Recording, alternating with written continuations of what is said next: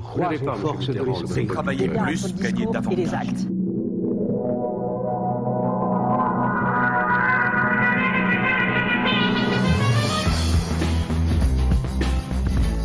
Quelqu'un aussi qui veut vous poser des questions. Il s'agit d'un patron, d'un petit patron, d'un moyen patron. Ils se font entendre cette semaine.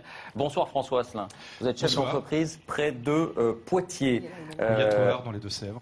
Entreprise de menuiserie, ébénisterie, charpente. Pour la petite histoire, vous avez été l'un des bâtisseurs de la réplique de l'Hermione. Effectivement, pendant 17 ans, nous avons construit nos charpentiers, toute la coque, la structure et les mâts de l'Hermione, oui. C'est la frégate de Lafayette qui va Exactement. refaire le voyage de l'Amérique. Oui. Vous avez 140 salariés. Que souhaitez-vous dire ou demander à nos invités ?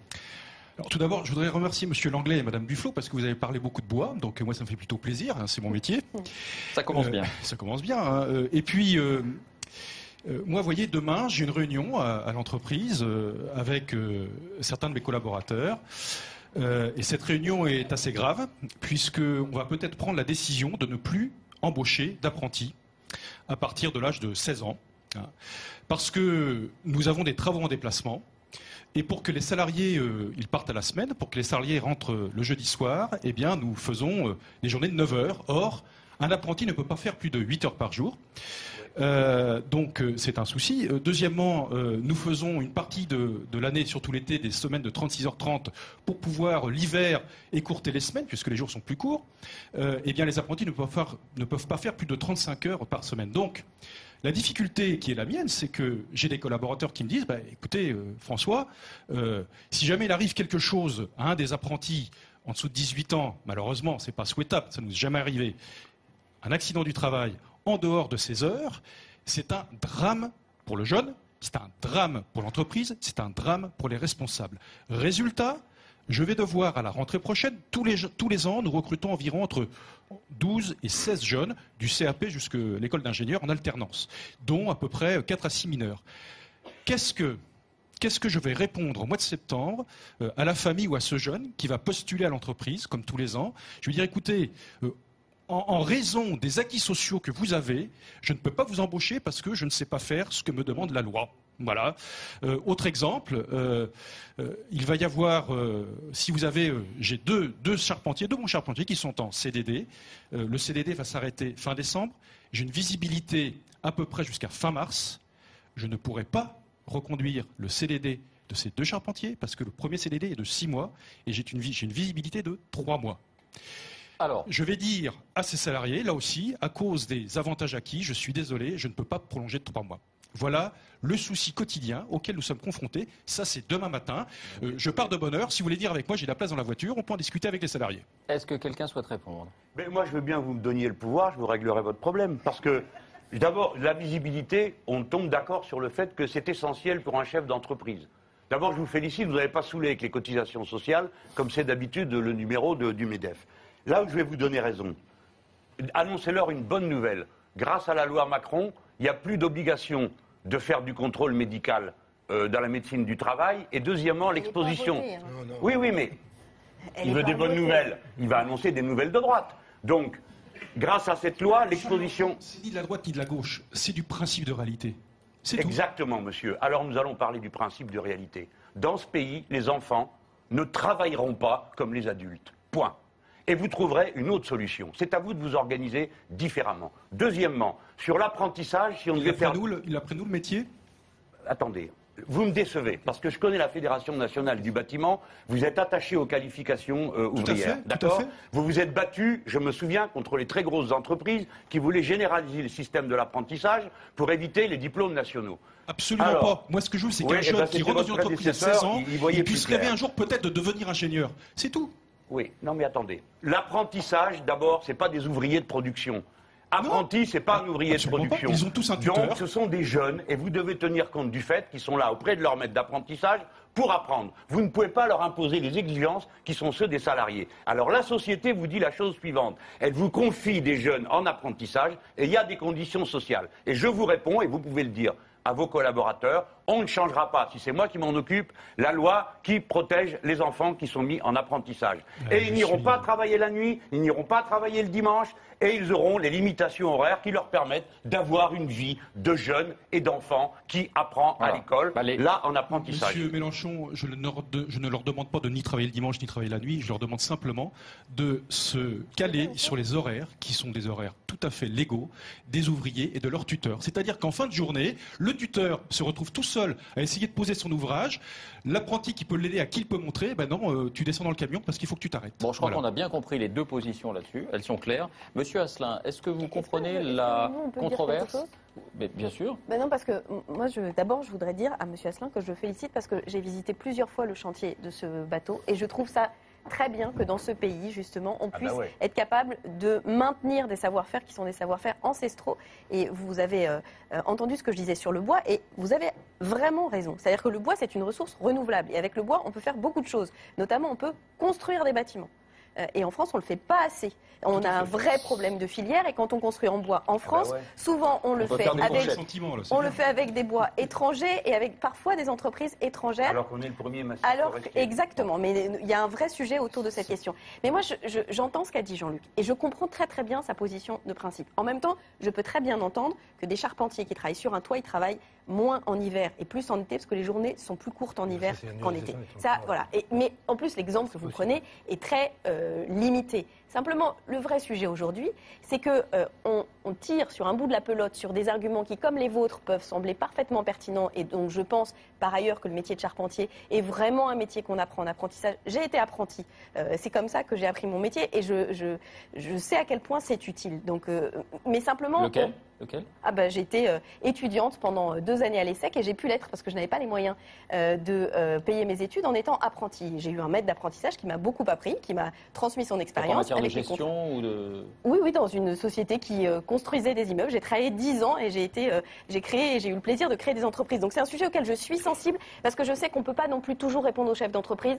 En gros, Jean-Luc, si je caricature, démerdez-vous. Parce que parfois c'est vrai qu'il y a des mesures de simplification. Je ne parle pas spécifiquement de celle-là. Je parle notamment des questions d'embauche. Moi, je sais à quel point c'est compliqué d'embaucher quelqu'un. Et tu as eu raison de dire que la question n'est pas toujours les cotisations sociales. Mais c'est vrai qu'il y a parfois une complexité administrative qui rend les choses difficiles. Non, mais là, sur le CDD, je ne suis pas d'accord avec vous. Sur le CDD, je ne suis pas d'accord avec vous. Parce qu'on voit bien aujourd'hui qu'on est dans un monde où on ne peut plus travailler autrement qu'en CDD. Et du coup, qu'est-ce que ça a comme conséquence? Ça a comme conséquence que les gens n'arrivent pas à trouver de logement. Moi, je le sais pour le coup. Tout le monde fait des fausses fiches de paye parce qu'aucun bailleur ne veut louer à des gens en CDD et tout le monde est en CDD. Et notamment tous les jeunes. Et donc, la vraie réponse, c'est que vous ayez la visibilité d'activité suffisante. Et je pense que dans une activité qui tourne autour de la construction, et notamment de la construction bois dans un pays comme le nôtre, c'est tout à fait possible pour que vous puissiez avoir un plan de charge et une visibilité qui vous permettent pas seulement d'embaucher en CDD pour 6 mois, mais d'embaucher les gens durablement en CDI. Ça, sur ce point-là, je pense que c'est essentiel. Accords et désaccords. Monsieur Asselin, est-ce que vous comprenez la controverse qu'il y a en ce moment, et notamment entre le gouvernement et le MEDEF, sur les contreparties demandées aux entreprises en échange du pacte de responsabilité? Alors écoutez, déjà nous partons sur une fausse piste, parce que ce qui déclenche, vous l'avez d'ailleurs dit, ce qui déclenche le recrutement, l'embauche, c'est la visibilité, c'est le carnet de commandes. C'est pas la baisse des... C'est pas la baisse des charges, c'est ce que vous dites? Alors, c'est pas la baisse des charges, premièrement. Deuxièmement, il faut la baisse des charges, parce qu'il ne vous a pas échappé, vous l'avez d'ailleurs dit vous-même, que le niveau de marge des entreprises françaises est le plus faible de France, et le plus faible d'Europe, l'un des plus faibles d'Europe. Donc, s'il n'y avait pas eu cette mise en route du pacte de responsabilité, déjà que l'économie, ne se porte pas très bien, ça serait catastrophique. Donc, aujourd'hui, le pacte de responsabilité est utile en termes d'allègement du coût de travail pour l'ensemble de l'économie française. Par contre, s'engager pour embaucher des salariés lorsque vous n'avez pas de visibilité, personnellement, je ne sais pas faire. Je voudrais bien, je serais le plus heureux des hommes. Poser un acte d'embauche, c'est l'acte le plus valorisant pour un chef d'entreprise. C'est Benoît avant qui vous répond. Un carnet de commandes, vous embauchez, non? Libérer les entreprises, c'est tout ce que je peux vous dire. Elles ne sont pas prisonnières, franchement. Moi, quand on vous a présenté, on m'avait dit que vous étiez un dirigeant syndical, je crois, de la CGPME. Monsieur sera, j'allais le dire à la fin, il est candidat et unique candidat d'ailleurs, donc vous avez toutes les chances d'être désigné à la présidence de la CGPME, la Confédération des PME. C'est eux qui étaient dans leur loi. J'ai travaillé et je voudrais revenir sur ce que demande la CGPME aujourd'hui, parce que moi j'ai travaillé avec la CGPME à la fois sur les lois sur l'économie sociale et solidaire et à la fois sur l'autre loi économique que j'ai fait passer, la loi consommation. Et j'entends ce que vous dites et je pense que s'il était bien, en tout cas un slogan absolument ridicule et encore plus ridicule d'y croire, c'était le slogan de M. Gattaz qui disait « on va faire 1 million d'emplois si vous nous concédez des milliards, et en l'occurrence 41 milliards, ou de baisse de cotisation ou de crédit d'impôt ». Mais là où moi je vous adresse un reproche, et je vous l'adresse comme dépositaire aussi de l'intérêt général, c'est qu'aujourd'hui, je trouve dur, éprouvant même, de devoir discuter et renégocier, le cas échéant avec vous, la mise en œuvre, de ce qui est une avancée sociale, le compte pénibilité, qu'on soit enfin parvenu à identifier les facteurs de pénibilité qui nous permettront, peut-être, je l'espère, de commencer à résoudre quelle inégalité inacceptable. Qu'il y ait 7 ans d'espérance de vie de différence entre un ouvrier et un cadre, et vous connaissez, vous, cela parfaitement, puisque vous travaillez dans une des fédérations qui va être concernée par cela, notamment avec 4 facteurs de pénibilité, puis 10 derrière. Et deuxième chose, pardon, je termine. Remettre en cause cette avancée sociale-là, moi, me semble aujourd'hui, au regard de l'engagement qui a été celui du gouvernement en faveur des entreprises, un vrai problème. Et la deuxième chose, c'est que vous remettiez en cause un sujet dont j'ai parlé avec votre prédécesseur, qui est dans ma loi sur l'économie sociale et solidaire, qui ne va peut-être pas aussi loin que Jean-Luc Mélenchon pouvait le souhaiter lui, mais en cas de vente d'une entreprise, nous venons de créer un droit d'information des salariés pour qu'ils sachent que leur entreprise est à vendre, et formuler quoi? Selon les estimations qui existent, qui viennent d'ailleurs souvent, ou des organisations patronales ou des banques, il y aurait, estimation basse, 50 000 emplois détruits, jusqu'à 200 000 emplois détruits dans des PME, que vous connaissez, en bonne santé, qui mettent la clé sous la porte. C'est la BPCE et les chambres de commerce d'Île-de-France qui le disent. Hein, et qui mettent la clé sous la porte alors qu'elles sont en bonne santé. À quoi avons-nous voulu réfléchir? À quelque chose de simple, pragmatique, qui correspond à la réalité des chefs d'entreprise. Comment faciliter la possibilité pour les salariés de reprendre leur entreprise? Eh bien, ce droit d'information qui vise à cet objectif, le maintien de l'emploi. On a discuté avec votre organisation des conditions de sa mise en œuvre. Et aujourd'hui, j'entends quoi? Que l'on siffle le gouvernement parce qu'il a créé un droit qui permet d'ailleurs aux salariés de savoir que quand son entreprise est à vendre, il peut être vendu aussi, sa force de travail, ce qui est une information qui est parfois utile, parce que le changement de main peut amener des bouleversements dans la vie des Français. Mais je termine, mais juste, et ça a un impact social et économique. Et le fait que vous fassiez de ces deux dispositions des emblèmes que vous voulez abroger, je vous le dis, au regard de l'effort consenti par tous ces salariés, chaque Français, pour que leurs entreprises, nos entreprises, celles que vous dirigez, retrouvent des marges, je trouve ça objectivement, ça n'est pas servir l'intérêt général. Et j'espère que sur ce terrain-là, on vous retrouvera différent de votre prédécesseur. Êtes-vous venu sur un chantier avec une fiche pénibilité à remplir? Écoutez, faites-le, je l'ai fait. Oui à la prévention, oui à l'amélioration des conditions de travail. Si c'est qu'une fiche du bâtiment, c'est une branche qui a fait d'énormes progrès et continuons à aller dans ce sens-là. Il n'y a aucun souci. On est tout à fait. Nous sommes des hommes. Nous sommes des hommes, monsieur Aron. Nous sommes des hommes. Voir un de nos compagnons arriver vers l'âge de la retraite usé, ça ne nous fait pas plaisir. Nous avons envie qu'il continue dans sa vie active en pleine santé.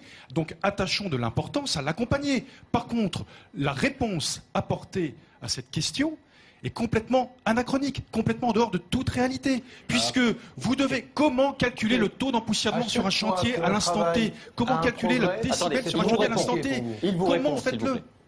Comment vous le faites? C'est impossible. Plus l'insécurité juridique pour le chef d'entreprise, monsieur. Aujourd'hui, selon les métiers, quel est l'écart d'espérance de vie entre les différents métiers? Et on est parfaitement capable de dire qu'un trimestre travaillé sur un chantier permet de cotiser. Il n'y a que 4 critères qui sont en cause pour l'instant. Dites pas que c'est compliqué de cocher 4 cases. Maintenant, si c'est trop compliqué, attendez. Il faudrait le faire par métier plutôt que par individu. Mais surtout, ce que je voulais vous dire, comme patron d'une entreprise, pourquoi on a inventé cette loi? D'où elle vient? du fait que l'on voulait que les ouvriers puissent, lorsque l'entreprise est en vente, je ne dis pas qu'on la confisque, hein, lorsque l'entreprise est en vente, qu'ils aient un droit d'être les premiers à pouvoir l'acheter. Ça n'a pas été mis dans la loi, je le déplore. Donc tout ce qu'on vous demande, c'est de prévenir que vous allez vendre. Et le ministre, à l'époque, a lui-même dit, vous vendrez à qui vous voulez. Un mot de conclusion, monsieur Asselin, s'il vous plaît. Un mot de conclusion. En quoi est-ce que c'est un problème pour vous que les ouvriers puissent racheter leur entreprise ? Il vous répond. Un mot de conclusion. Ou ceux qui doivent diriger une entreprise, ce sont avant tout ceux qui sont compétents pour le faire. Oui. Qu'ils soient salariés ou pas. Oui, merci, bah oui. on a bien compris vos points de vue. On va avancer un peu, s'il vous plaît. Vous devez avoir un bon bras droit. Combien de temps vous êtes par semaine dans votre entreprise? Vous devez avoir un bon bras droit. Ne me dites pas que vous n'êtes pas capable. Voilà, le bras droit ne serait pas capable avec les autres de mener l'entreprise. C'est très méprisant. Parce que dans un instant, on ira aussi à Berlin retrouver une députée européenne proche de Mme Merkel qui souhaite, elle aussi, vous poser des questions. D'abord, Nathalie, vous souhaitiez savoir si cette autre politique, telle qu'on l'a vue tout à l'heure, telle qu'on l'a entendue, peut déboucher sur une dynamique politique aussi. Oui, également, on se demande un peu pourquoi. Vous trois, vous pesez quand même moins que Marine Le Pen, si on peut regarder les différents scrutins, les récents scrutins et les sondages. Qu'est-ce qui fait que vous vous dites que la société en demande de plus de gauche? On vient d'entendre M. Asselin, on n'a pas vraiment l'impression que c'est ça.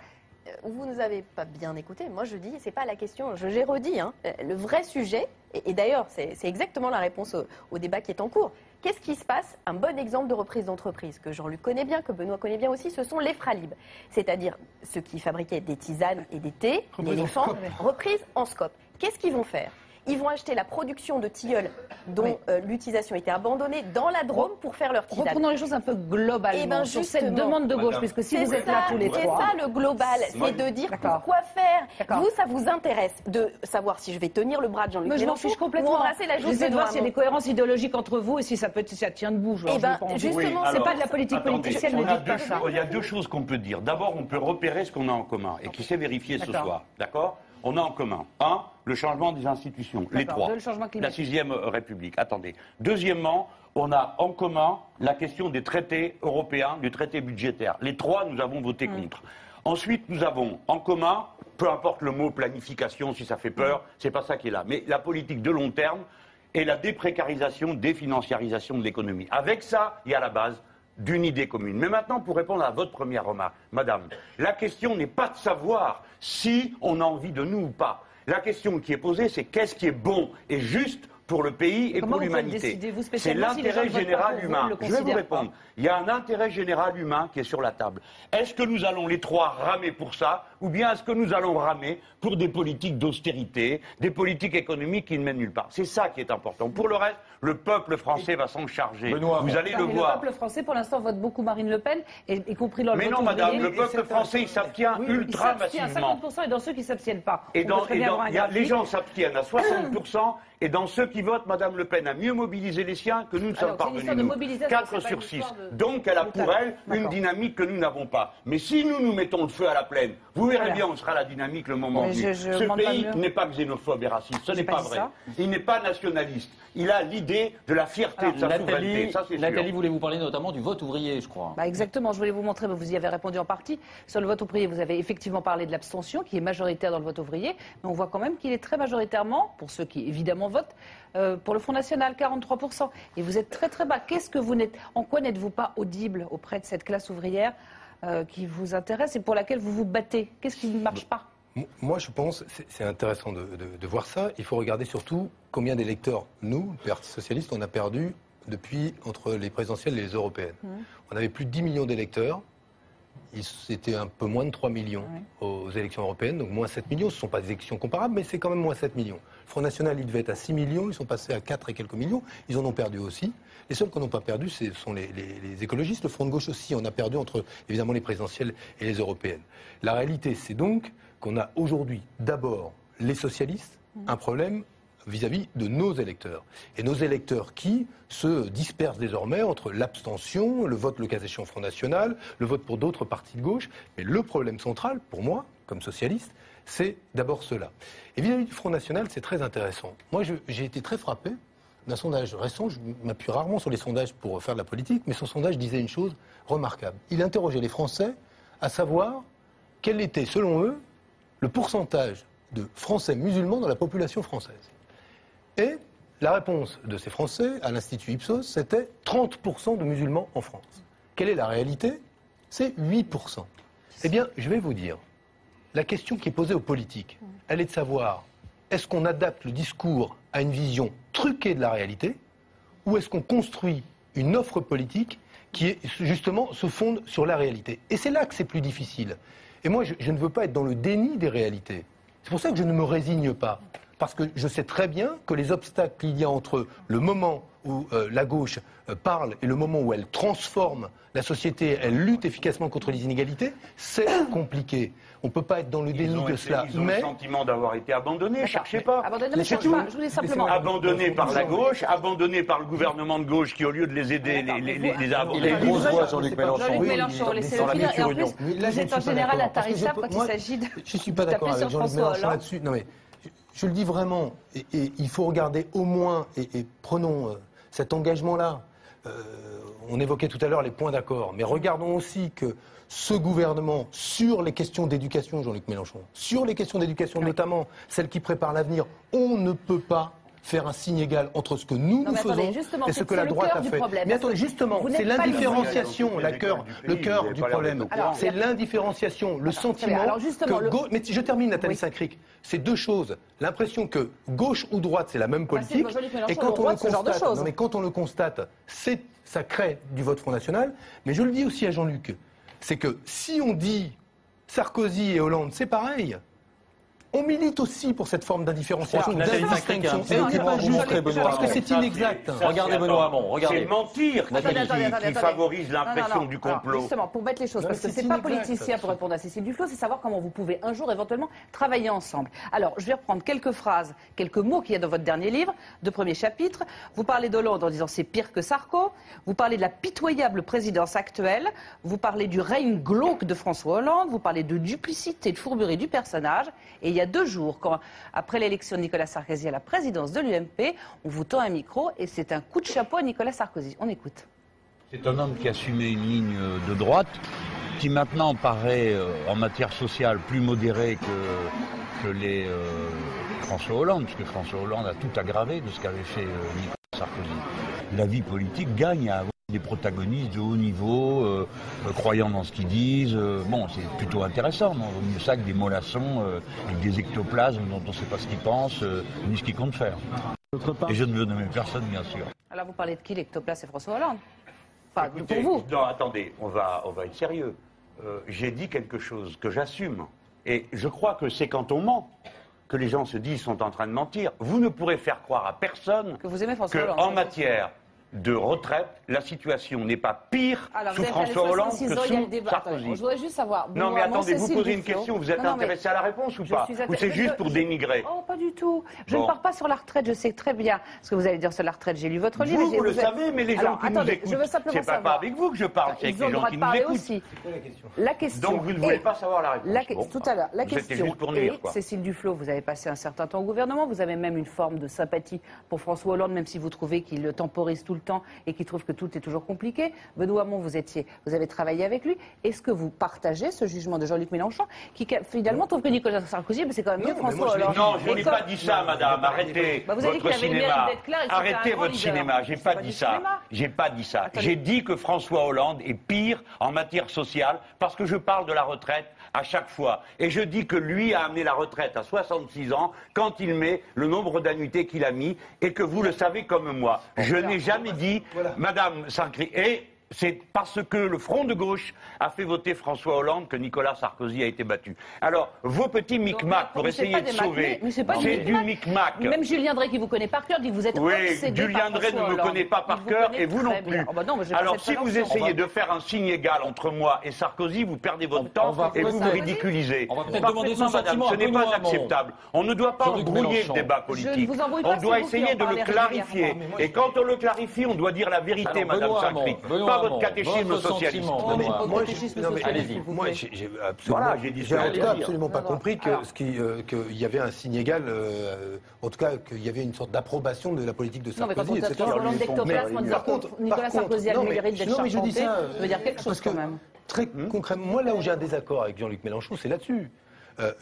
Pas parce que j'ai participé au gouvernement, c'est parce que je pense que c'est inexact et que c'est pas vrai, même si je suis déçu par le résultat qui est celui de notre politique, même si je considère qu'on n'a pas tenu une grande partie de nos engagements et qu'il me vaut aujourd'hui d'avoir repris ma liberté pour justement essayer d'être utile, je ne suis pas d'accord. On a évoqué le compte pénibilité ou le droit d'information des salariés, ça veut donc dire qu'il y a eu aussi des progrès. Alors, très en deçà de ce qu'on aurait pu souhaiter, imaginer. Mais, moi, je le dis, Jean-Luc, je préfère qu'on se le dise clairement, parce que ça fera partie des désaccords qu'on aura à surmonter si demain on doit travailler ensemble.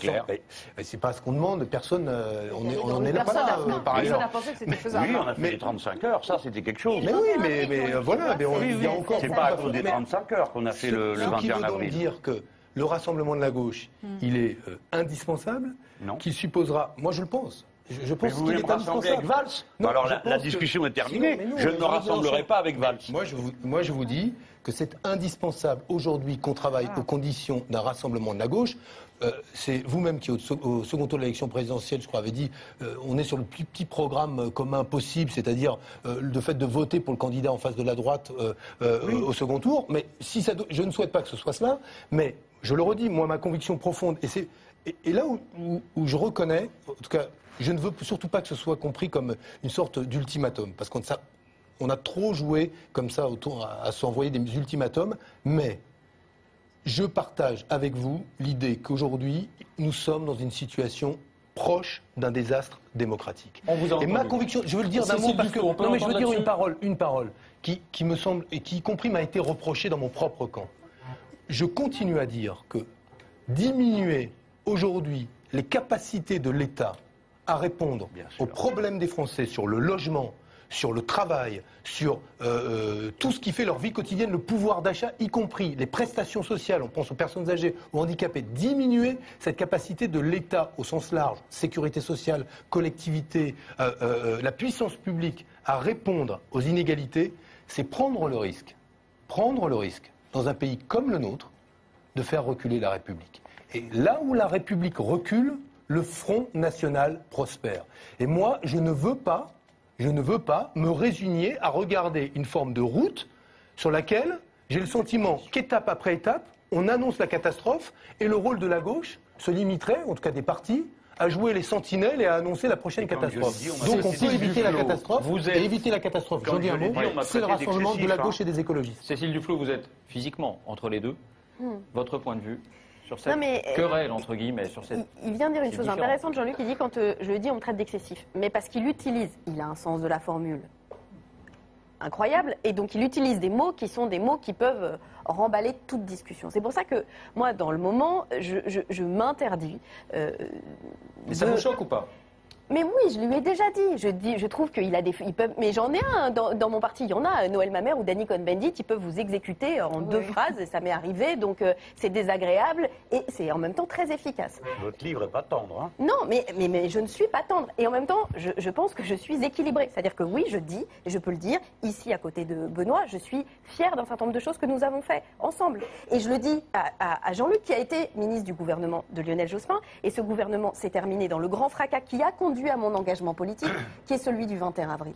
Donc, chacun, je veux dire, dans la période, il me semble que personne n'est en situation de donner des leçons. C'est pour ça que moi, ce qui m'intéresse, c'est d'essayer de construire assez modestement. C'est de dire, oui, il y a des erreurs, et là où je suis effectivement d'accord, c'est que la politique qui est menée en matière économique est revendiquée par l'actuel Premier ministre en disant, il n'y a pas d'alternative. Ça, c'est pas vrai. C'est pas vrai qu'il n'y a pas d'alternative. Et comme je savais que j'allais vous voir, Monsieur Langlais, je vous ai apporté un graphique. Parce que pour moi, c'est le graphique qui guide mon action politique. C'est pour avis à vos vérificateurs, il y a la source en bas. C'est le rapport entre l'action et l'inaction face au dérèglement climatique. Le coût.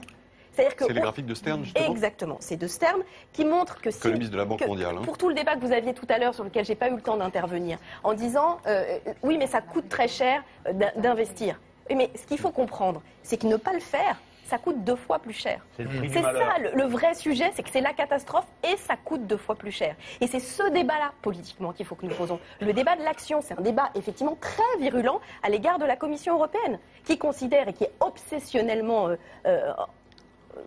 concentré sur la question du déficit public. Mais alors, il en sera où le déficit milliards, mais pardon ? Ils ont quand même prévu 300 milliards. On ne les a pas encore vus. Mais justement, la question c'est d'y aller. Je vais vous dire sur la question des actes. Je vais vous dire sur la question des actes. Moi, je suis et je serai à jamais heureuse d'avoir été membre d'un gouvernement qui a fait le mariage pour tous. Parce que je pense que l'avancée des droits, c'est très compliqué. Et c'est essentiel. C'est comme ça qu'on fait progresser la société et que personne ne reviendra dessus. Mais je dis à l'inverse que quand on dit que la transition énergétique est nécessaire et qu'on n'a pas sécurisé l'argent pour les travaux d'économie d'énergie en 2015 et qu'on baisse le budget de l'écologie, ça ne peut pas marcher. C'est pour ça que je dis restons pas sur les discours, les postures ou les noms de tel ou tel. Regardons concrètement qui est prêt à travailler ensemble à un plan de relance écologique concrètement et à effectivement aller mener la bagarre de manière assez nette, même si c'est très pacifique, avec une politique européenne qui s'est rassemblée cette semaine, le 2 décembre, par le vote de la résolution en faveur de la reconnaissance de l'État de Palestine à l'Assemblée nationale. Ça, voilà le rassemblement de la gauche. Mais là, très concrètement, on a vu comment la gauche rassemblait. Elle pouvait, sur des engagements historiques, qui sont les siens. Aussi, hein. Oui, mais ça ne nous a pas échappé aujourd'hui que c'est l'Assemblée nationale. Le symbole est très important, mais simplement, c'est pas quelque chose... Mais quand il est accueilli favorablement par Elie Barnavi, Zev Sternel, du côté israélien, Avraham Burg et Mahmoud Abbas, c'est un acte politique important. Ça, c'est un dernier mot politique, Nathalie, avec le 21 avril, le spectre du 21 avril. On ne peut pas en rester sur l'idée que, ma manière ou mes paroles, c'est pas ça qui compte. Oubliez-moi. Moi, je ne suis pas. Ce qui compte, c'est les idées que j'aurais fait avancer et garder avec mes amis. Monsieur Mélenchon, vous avez dit 3 fois tout à l'heure en début d'émission, ou 4 fois, en disant si j'étais aux affaires ou quand je serais aux affaires et tout. On sait très bien que vous n'êtes pas simplement un pur esprit. Les choses, même si vous déplorez le monarque présidentiel, vous êtes régulièrement candidat à la présidentielle et vous y pensez. Pas régulièrement, n'exagérez pas. Je me projette dans l'avenir. Justement, vous avez décidé pour moi. Non, nous, on n'a pas décidé. Hein. Vous n'avez pas décidé? Non. Ouais, vous êtes en retrait toujours simplement pour... Non, je fais le travail qu'il y a à faire, madame. Il faut comprendre une chose. Ici, peut-être que vous avez des gens aussi qui s'intéressent d'abord aux idées qu'ils peuvent faire avancer. Pour moi, la prochaine fois, le candidat, c'est la 6ème République, le changement de règle du jeu. Alors. La prochaine fois, on mettra au point la règle qui permettra de limoger les élus en mi-mandat. Madame, c'est central. Oui, c'est pas intéressant. Si, on a. Mais oui, mais c'est ça qui est le fond. Ça monte du Front National. C'est là-dessus qu'on va s'entendre. C'est sur du concret. Donc oubliez que je parle fort, que je parle avec les mains. Écoutez ce que je dis depuis des années. Je ne me suis pas trompé sur la Grèce. Je ne me suis pas trompé sur l'Europe. Je ne me suis pas trompé sur le cycle mortel du budget. Une question, une dernière question politique. Nathalie. Je ne me suis pas trompé, je ne fais pas la leçon. Je dis juste que quand on ne s'est pas trompé, on mérite au moins d'être écouté. Mais on vous écoute, c'est vous. Oui, je vois bien que vous m'écoutez, oui. On n'a plus le temps de parler du référendum révocatoire. On n'a plus le temps. On va simplement savoir comment peut-on faire. Est-ce que Benoît Hamon y a fait référence tout à l'heure? Il y a eu quand même un précédent avec l'élimination de Lionel Jospin au 2e tour le 21 avril. Alors je ne vous fais pas le coup du 21 avril, mais on peut se demander si toutes ces obsessions présidentielles ou ces volontés d'être candidat se reproduisent, sachant en plus que la cote de François Hollande ou d'un candidat de gauche risque d'être assez faible. Est-ce qu'on ne prend pas le risque finalement d'avoir droit TV Front National au 2e tour? Alors, Cécile Duflot, vous avez évoqué il y a peu de temps, il y a quelques jours dans le magazine Charles, une éventualité en vous disant que vous sentiez capable, si j'ose dire. Alors non, mais attendez, vous n'avez pas dit que vous alliez le faire, vous avez dit que... Maintenant, je voudrais qu'on l'écoute. Ah non, mais vous mettez tout. Vous coupez pas. On va pas tout mettre. Non, parce que vous avez coupé la moitié. Non, pas du tout. Allez, bien sûr, vous êtes coupé. On ne peut pas regarder 20 minutes si vous voulez. On lance l'extrait. Non, 2 minutes. Je pense que j'ai parfaitement su jouer mon rôle de ministre. Il ne m'a pas fallu très longtemps pour apprendre. Si vous me posez la question, est-ce que comme il y a 5 ans, j'estime que j'ai pas les épaules, je peux vous répondre non. J'estime plus ça. Je pense que j'ai les épaules. Voilà, et après vous dites je le ferai pas. Voilà, mais vous passez pas ces images. Mais non, parce que je vous ai en face de moi, donc bizarrement, je vais vous poser la question, ça sera plus marrant que de sortir une interview. Donc clairement, n'y a-t-il pas un risque à évoquer une candidature écologiste en plus d'une candidature de M. Mélenchon? Alors vous, c'est plutôt le congrès du Parti Socialiste, donc ça sera, vous risquez pas... Un risque de dispersion des voix. Est-ce qu'il n'y a pas un risque finalement d'affaiblir la candidature de gauche? Alors d'abord, ce que je voudrais dire, pour être très clair, c'est que ce qu'on ne voit pas sur ces images, c'est quand je dis, moi ce qui m'intéresse, c'est ce qui va se passer en 2014, en 2015, en 2016 et notamment en 2015. Mais tout le monde dit ça, à droite comme à gauche. Oui, ce qui les intéresse, c'est les idées, c'est 2015 et 2016. Donc. Sauf que parfois c'est vrai. Et c'est chiant parce qu'on ne peut plus le dire, parce que le seul sujet qui vous intéresse, c'est 2007 vous ou aussi, 2022. Écoutez, honnêtement, arrêtez de dire que c'est les journalistes qui sont passionnés par la présidentielle. Vous voulez que je vous dise pourquoi ça ne m'intéresse pas? Parce que moi, j'ai été très marquée par plusieurs choses. J'ai été très marquée par la couverture du Nouvel Observateur. J'étais bénévole à la Maison d'arrêt de la santé. Avec, à l'époque, tapis, le collier de Grand Croix de la Légion d'honneur avec écrit Président de la République, et si c'était lui. 3 semaines après, il était incarcéré à la maison d'arrêt de la Santé. J'ai été très marquée parce que je me souviens exactement, si on était en décembre 2009, on dirait qu'il y a une certitude, c'est que Dominique Strauss-Kahn est président de la République. Ça n'empêche pas les... Et des histoires comme ça, il y en a beaucoup. Pourquoi? Parce que la vie politique, et c'est une bonne chose, c'est le mouvement. C'est des événements qui surviennent. Qu'il peut se passer beaucoup de choses dans ce pays, des choses graves aussi, et qu'il nous faut absolument éviter. Est-ce que ça empêche de dire que, par exemple, le principe d'une primaire qui éviterait d'avoir des candidatures au deuxième tour, on peut le dire sur un principe sans dire que ça sera vous ou votre voisin? C'est là que je veux vous répondre. C'est qu'il y a une erreur, à mon avis, mais funeste d'analyse du 21 avril. Ce qui s'est passé le 20 avril, c'est ce qui s'est passé aux Européennes, comme l'a dit Benoît Hamon. C'est que des gens qui auraient pu voter pour Lionel Jospin avaient été déçus et ne voulaient pas voter pour Lionel Jospin. Et peut-être que s'il n'y avait pas eu Noël Mamère comme candidat, s'il n'y avait pas eu Christiane Taubira ou Jean-Pierre Chevènement, ça aurait fait pareil. C'est-à-dire que c'est pas parce qu'il y a moins de candidats qu'on oblige les gens à voter pour tel ou tel candidat. Et je vais vous dire une chose. C'est pas parce qu'il y en a plus qu'on est sûr qu'ils vont passer au deuxième tour. Cette leçon-là, elle était lumineuse aux élections municipales. Lumineuse aux élections municipales, y compris pour mes amis écologistes. Pour nous. Il y a des endroits où nous avons fait, je vais vous donner un exemple, à Montpellier. Aux dernières élections municipales, Jean-Louis Roumégas, qui était le candidat, a réuni 20% des suffrages sur son nom au deuxième tour. Cette fois-ci, la liste socialiste et écologiste a fait 20%. Vous voyez bien que c'est pas la question de savoir quelles étiquettes on additionne, c'est quelle dynamique, quelle envie on crée. Et donc tous ceux qui font de la combinazione et des grandes spéculations, en prenant ici devant vous un air assuré, en disant c'est comme ça qu'il faut faire, je leur dis très bien. Moi, je vous dis avec une immense modestie, je ne sais pas comment il faut faire. On vous a compris. Mais il y a des primaires pour ça. Non. Ouvertes éventuellement. On vous a compris, s'il vous plaît, Nathalie, ça n'est pas la réponse. enchaîner. Parce que vous ne pouvez pas dire, ou alors vous êtes, je ne sais pas, extra lucide, que parce qu'il y aura des primaires, de façon automatique, les gens qui auront voté aux primaires voteront pour le candidat qui sortira de ces primaires. Premièrement et deuxièmement, Madame Saint-Cloud, quand même qu'on le dise. Non, tu m'as déjà coupé une fois la parole, pas ce tour-ci. 3 fois même, je crois. Rajoutez-en. Donc, ce qui m'intéresse, c'est justement qu'en général, on a envie de voter pour un candidat. Et c'est ce qui s'est passé quand même en 2012. Parce qu'on a envie qu'il mette en œuvre son projet. Et c'est pour ça d'ailleurs qu'on est dans cette situation si difficile. C'est parce qu'il y a un grand écart entre ce qu'avait annoncé François Hollande, qu'il ferait, qui était très modeste, qui n'était ni révolutionnaire, ni la révolution écologique, et qu'il ne fait pas. Et donc je pense qu'il faut qu'on travaille sur ce que nous allons faire et faire la démonstration que nous le faisons. C'est pour ça qu'il faut de la cohérence sur son positionnement. Et vous pouvez retrouver toutes mes déclarations depuis 2007. Je dis toujours la même chose. Les écologistes seront là où ils seront utiles. Nous serons là où nous serons utiles pour faire avancer les choses et nous serons capables de constater quand nous ne sommes plus que des faire-valoir et que nous ne faisons pas bouger le sujet et la politique dans le sens de la transition écologique. On va conclure avec un regard qui va vous intéresser parce qu'il vient d'un pays dont on a beaucoup parlé. Il s'agit de l'Allemagne. Et celle qui va vous interpeller, celle qui va conclure avec vous ce débat, eh bien, c'est justement une élue allemande proche de Madame Merkel, une élue de la CDU. Bonsoir Inge Grassle, merci d'être avec nous. Vous êtes députée européenne. Vous avez entendu nos 3 invités, vous avez entendu cette conversation, ces débats, quelles remarques ou quelles questions souhaitez-vous leur poser ? D'abord, je vous rejoins de Berlin. Et le socialisme ici a fait faillite il y a 25 ans. Et ça a fait faillite par surendettement. Ce qui m'intéresse, c'est comment la France, comment comptez-vous baisser la dette de la France et quelle est la fiabilité de la France? Vous savez, la France a eu un sursis. On attend urgemment les mesures pour se rallier à ce qu'on a décidé tous ensemble, c'est-à-dire dans la zone euro. On a besoin de la France, on a besoin d'une France forte, mais on a besoin aussi d'une France qui tient parole. Madame, et ce dont tout le monde est très préoccupé, parce que les petits pays, le Portugal, la Lettonie, l'Irlande, ils ont tous fait les réformes nécessaires. Ils ne se sont pas éclipsés des réformes difficiles. La classe politique a tenu ensemble, ils ont réagi.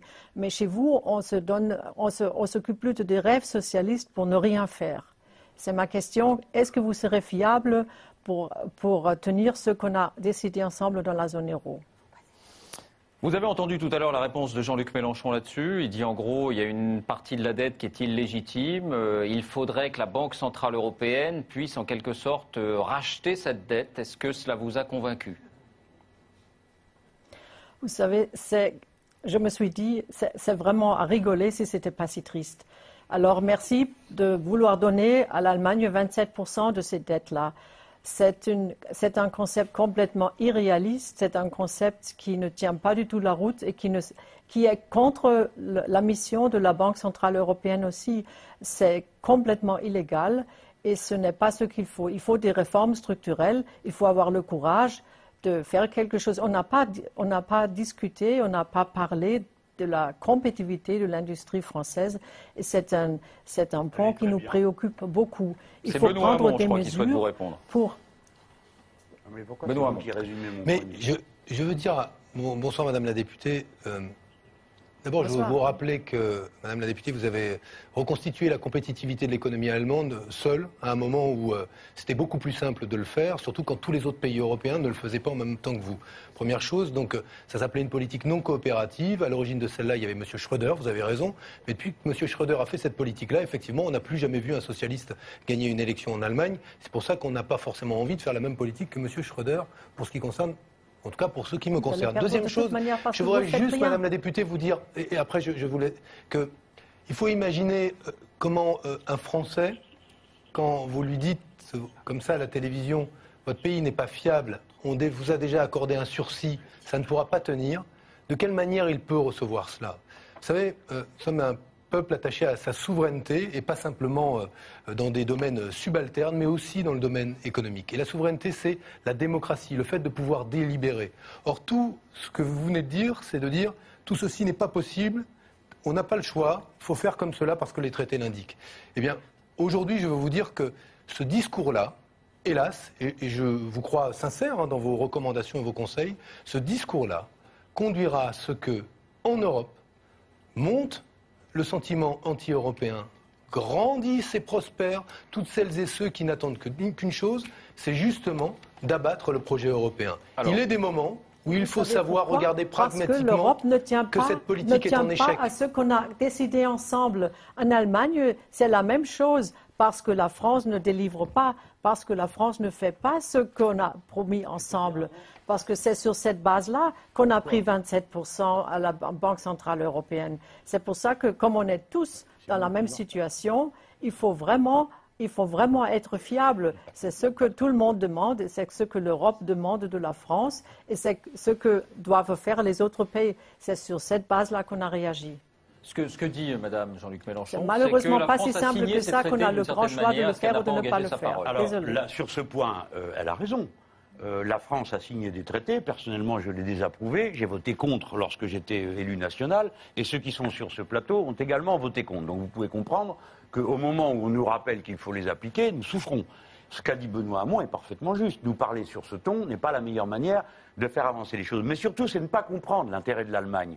L'intérêt de l'Allemagne est que la France se porte bien, parce que nos deux économies sont complémentaires. L'un est le client de l'autre principalement.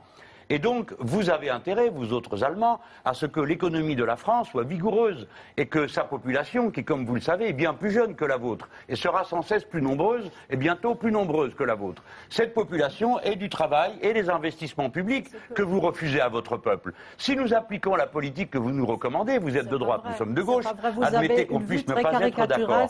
Eh bien, madame, si on applique la politique que vous nous recommandez, nous serons dans le même état que l'Espagne, le Portugal, l'Irlande, la Grèce, pays que votre politique a ruiné et dévasté entièrement. Ils ont fait des réformes structurelles, ils sont en train de sortir de la crise, ça s'améliore. Le chômage en Espagne. Pas, c'est vrai, mais ça s'améliore. Tandis qu'en France, ça prend le contraire. Pas du tout, madame. La France, vous vous trompez, vos chiffres ne sont pas les bons. L'économie de ces pays a été anémiée, si bien que lorsque l'organisme a un petit frissonnement de 0,1 ou 0,2, vous dites que cela va mieux. Non, le chômage a explosé, et essayez d'expliquer à un Espagnol que vos remèdes sont bons quand plus de 50% des jeunes sont au chômage. Avec ce n'est pas raisonnable. Avec la Grèce, avec le Portugal, et maintenant en procédure de déficit excessif de la part de l'Europe. Et c'est pour ça que je crois qu'il faut réagir, il faut faire quelque chose, il faut penser à la compétitivité de l'industrie française. Avec quoi vous allez gagner l'argent en 10 ans? J'ai compris que vous allez vous couper mutuellement les cheveux selon vos propos. Moi, je trouve honteux vos propos. Je trouve que le manque de courage pour attaquer l'avenir, c'est un vrai problème maintenant pour nous tous. Madame, notre peuple ne manque pas de courage et il le prouve tous les jours, chaque matin. Et je crois que vous seriez bien avisé de nous parler sur un autre ton, car ce que vous dites n'est pas raisonnable et n'est pas conforme à ce que vivent les Français. La France en bonne santé, c'est un atout pour l'Europe. Et pour que la France soit en bonne santé, il ne faut pas appliquer la politique allemande. C'est toujours très drôle. Nous n'avons pas voté pour un gouvernement de CDU-CSU, madame. Nous avons voté pour un gouvernement de gauche. Allez-y, madame Grassleux. Vous savez, on s'est demandé dans quelle sauce on sera mangé. On était très désolés il y a une année quant à vos propos sur l'Allemagne et les Allemands. Et je dois vous dire que ce genre de propos nous ont aidés à avoir 42% aux dernières élections législatives. Vous avez eu 11%, juste pour comparer. Ce qui me désole, c'est que nous avons besoin d'une solidarité avec cette Europe et nous avons aussi besoin d'une solidarité mutuelle. Et là, il ne faut pas insulter les uns et les autres. Ça, j'y tiens beaucoup. Et j'y tiens aussi beaucoup qu'il faut être il faut avoir de la compréhension pour les difficultés. L'Europe a montré qu'ils ont de la compréhension pour les difficultés françaises. Nous, on voit que c'est difficile, mais on vous encourage aussi de faire quelque chose. C'est pour ça que moi, je suis tout à fait prête à être solidaire avec ce gouvernement en place, mais il faut qu'il y ait des résultats, parce que nous tous, on dépend de ces résultats. La France est un grand pays. L'Allemagne et la France, pour les relations franco-allemandes, ont besoin d'une forte France. Et on est prête, on attend. C'est pour ça qu'on est très préoccupés, parce que les rêves d'antan servent à rien. Et M. Mélenchon, vous êtes un rêveur d'antan. Là, c'est Cécile Duflot qui voulait vous répondre, madame. D'abord, je voudrais vous remercier, M. Pujadas, d'organiser ce débat, parce que je pense qu'il y a un vrai sujet autour de ce qui se passe en Europe, c'est que nous soyons capables de débattre avec nos voisins allemands. Et je le dis à madame la députée, il se trouve que si à sa place, il y avait Ska Keller, qui est une eurodéputée écologiste et allemande, elle ne dirait pas du tout la même chose qu'elle. Pas du tout, nous avons signé ensemble le même texte pour dire ce que elle, allemande, moi, française, nous pensions de la situation.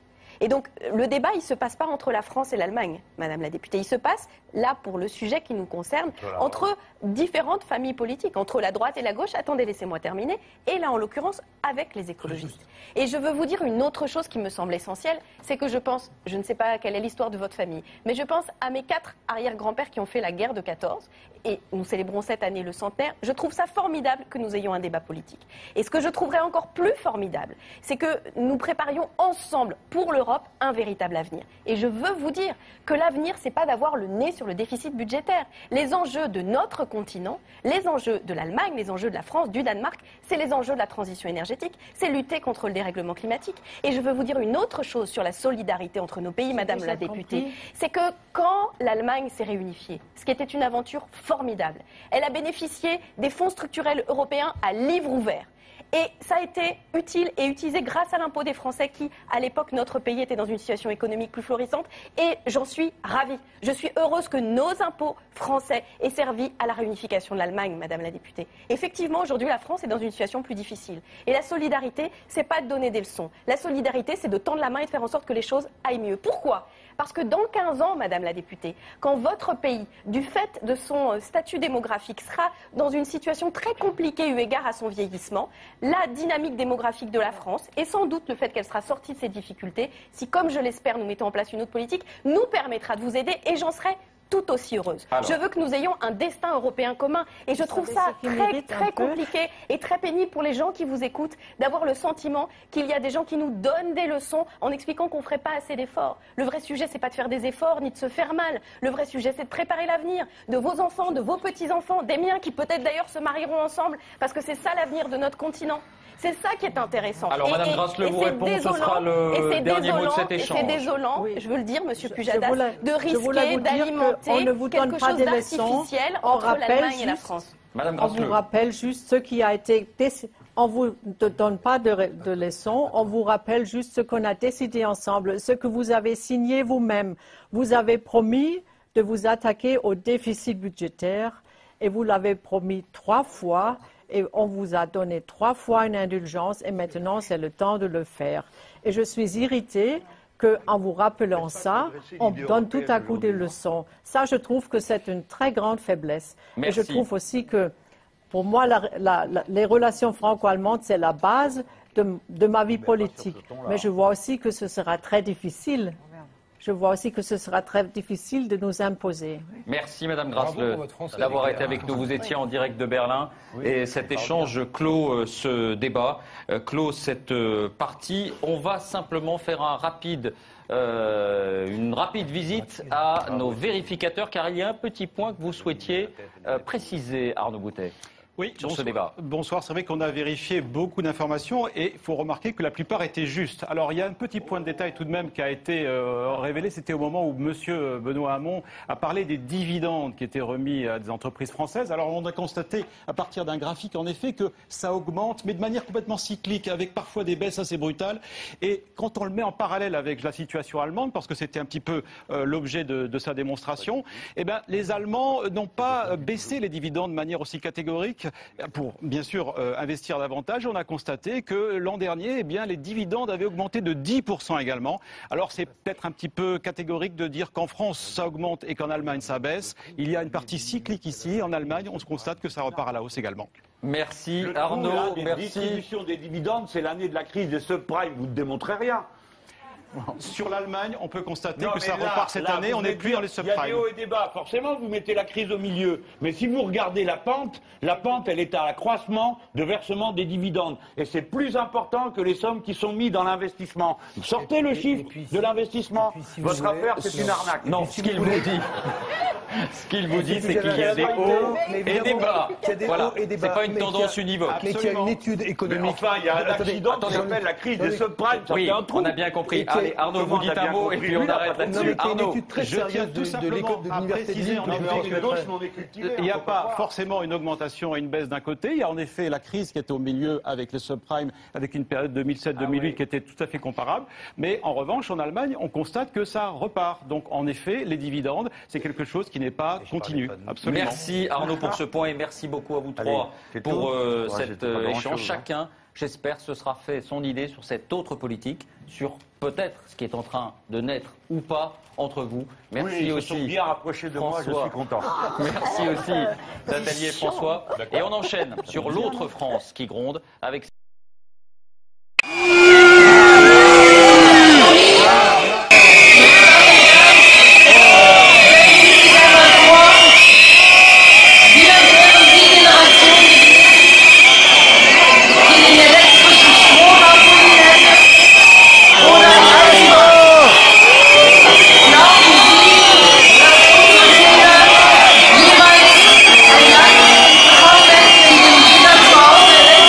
Jeweils